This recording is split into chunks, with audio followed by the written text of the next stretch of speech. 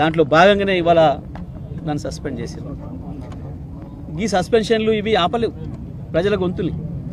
ఏవి లేనాడు కేసీఆర్ ఒక్కడిగా బయలుదేరి ఒకరొక్కరిగా మమ్మల్ని తయారు చేసి మొత్తం ప్రపంచానికి తెలంగాణ గొంతును వినిపించి తెలంగాణను తీసుకొచ్చిన కేసీఆర్ నాయకత్వంలో రాడు తగిలిన సైనికులకు మాకు ఇవి పెద్ద సమస్య కాదు. అసలు పదవులనే ఇట్లా గడ్డిపోసల్లాగా వదిలేసి కేంద్ర మంత్రి పదవి నుంచి ఇక్కడ ఎమ్మెల్యేల పదవుల కనుక మంత్రి పదవులతో సహా రాజీనామాలు చేసిన బీఆర్ఎస్ పార్టీకి ఇవేవి కొత్తవి కావు, ఇవేవి గతంలో చూడని అనుభవాలు కావు. ఇవాళ ఈ ప్రభుత్వం యొక్క డొల్లతనం బయటపడింది, ఈ ప్రభుత్వం యొక్క కుట్ర బయటపడింది. మొదలైన 4 నిమిషాలకే కాంగ్రెస్ పార్టీ ప్రభుత్వం యొక్క బట్టలిపే కార్యక్రమం మొదలైంది. ఈ ఉపన్యాసం పూర్తి అయితే ఆయనతో మమ్మల్ని బర్బాదాలు నిలబెడతారేమో ప్రజల ముందటన్న భయంతో ఈ ప్రభుత్వం చేసిన కుట్ర తప్ప ఇంకొకటి కాదు ఈ సస్పెన్షన్.